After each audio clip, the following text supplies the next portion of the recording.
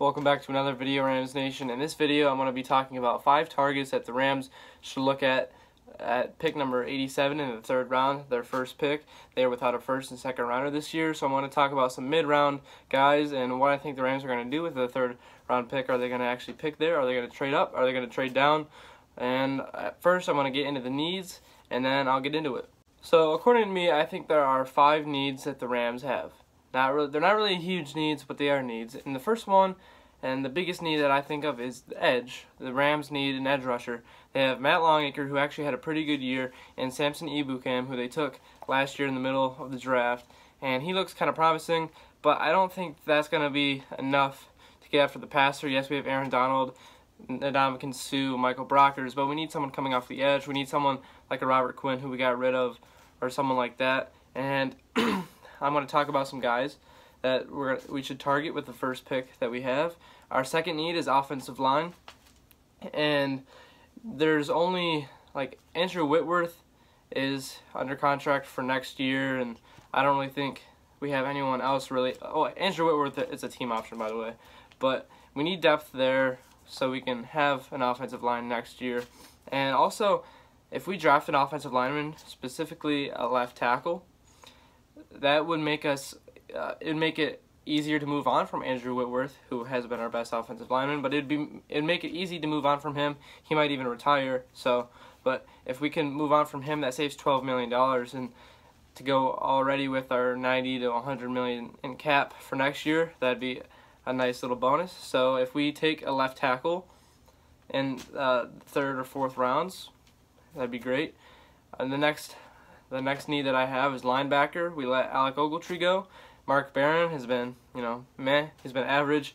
And right now, the other starter would be Corey Littleton, who I am a believer in, actually. I think he could play very well. I think he has more upside than Mark Barron, to be honest with you. And then Bryce Hager is some mediocre depth. Now, running back, yes, we have Todd Gurley, but we do need someone to spell him once in a while. We need someone to come in on 3rd down and give him a break once in a while. We need that Chris Thompson role, that receiving back, and that's what we don't have in Malcolm Brown or Justin Davis, which the Rams, it didn't even look like they had much confidence in Davis last year. And even Brown. Gurley was getting a lot of touches, and I mean, deservingly so. He should have been the MVP, but we just need someone to give him a break once in a while. And I don't know if this is really a huge need. I like Tyler Higbee, I like Gerald Everett, but the Rams need a tight end. They've been looking at a tight end. They've met with a few tight ends. They tried to sign Tyler Eifert, which was kind of surprising. They were in the mix for Gronk, I guess, if that was any true. But it looks like the Rams are wanting a tight end. They let Derek Carrier go. And don't forget about Tamarick Hemingway. He's coming back. And I'm going to start off by saying this. I don't think the Rams are going to have their first pick at pick number 87 in the 3rd round. I think they're actually going to trade up, so I am going to talk about some prospects that they could trade up for, and then if they could fall to them at pick 87. But if you had to ask me, I think the Rams are going to move up. They are in this all-in mentality, and I think they're going to try to acquire the most best players possible. So the player that I think the Rams should target with their first pick in the draft, I think they're actually going to have to trade up for it, and that is edge rusher Arden Key. Ever since his freshman year, I thought he stood out in my eyes.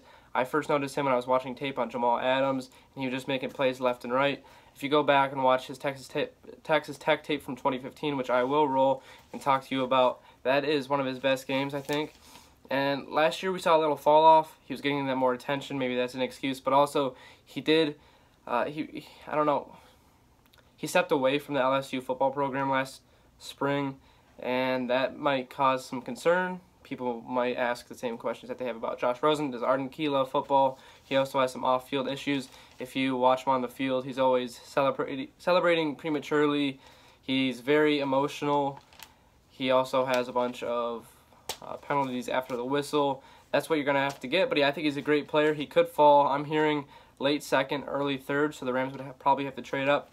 But Arden Key, I think he could be an elite talent. On a 100-point scale, I messed this up in my quarterback video, but on a 100-point scale, I have Arden Key at an 85. That's also some points taken off because of the off-field issues. So in my eyes, he would be a first-rounder if it weren't for the off-the-field issues. And he also had a few injuries this past year too.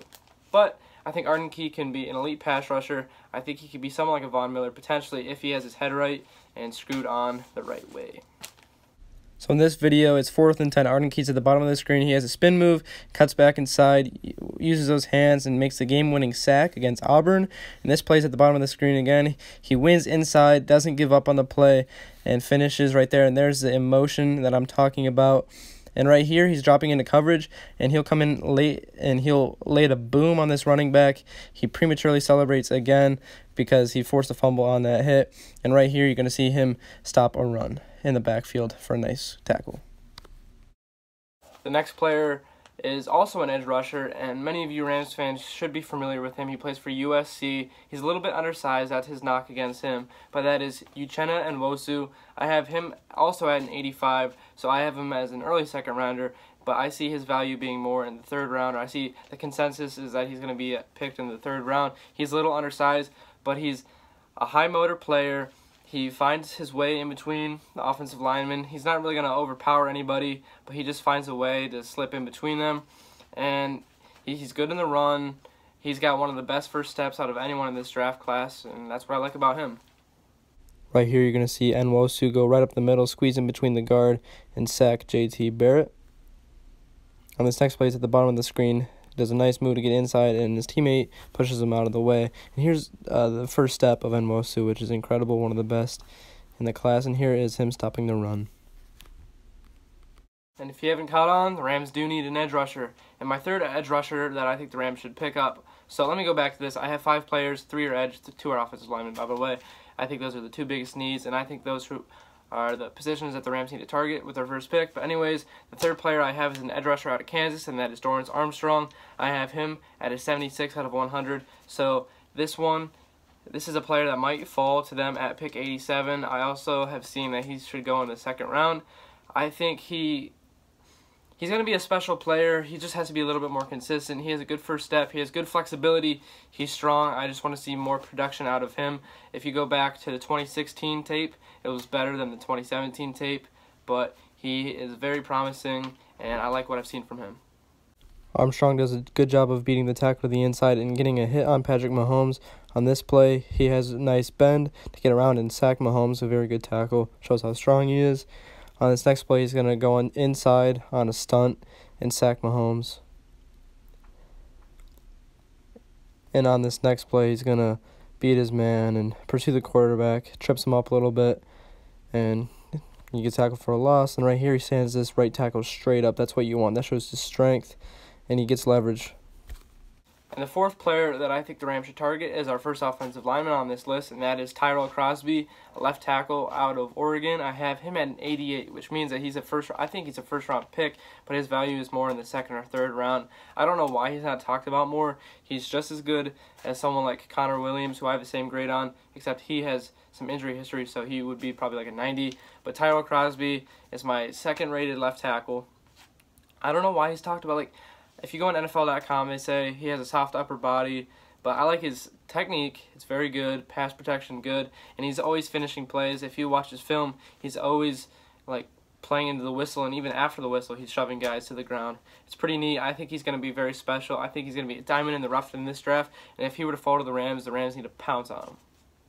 Crosby absolutely destroys his man in this play. Boom, right there. Throws him to the ground.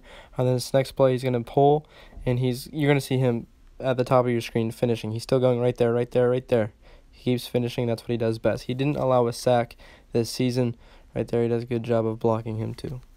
The 5th and final player on this list that I'm going to talk about is left tackle Martinez Rankin. I have him at an 87, which is right below Crosby. He's not as technical as Crosby, but he's more athletic, and he's played against top talent in the SEC, such as Alabama defensive lines, Arden Key, who I mentioned first on this list, and Georgia and all the SEC schools. They're known for having good defenses and good defensive lines, so Martinez Rankin will have already played against them, and I think he would be able to translate to left tackle in the NFL, and I think he will be a diamond in the rough.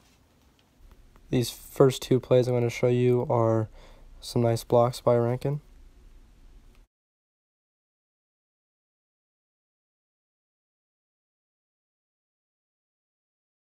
And right here, you're going to see his athleticism. He's lined up at left tackle, pulls around all the way to the right side, and makes a key block, and the running back is able to get a long yardage play. And here he is lined up against Arden Key, who I mentioned earlier. He does a good job there. Again, does a good job of blocking Arden Key, a premier pass rusher in college football. And right here's a really nice block on him. So that's it for this video, Rams Nation. These are my grades for each of the prospects that I think the Rams should target with their first pick in the draft, whether they trade up or stay at pick 87. Thanks for watching, and I have another video coming up soon. I'm going to have a Rams mock draft, a first-round mock draft, so keep your eyes open for that. Again, thanks for watching.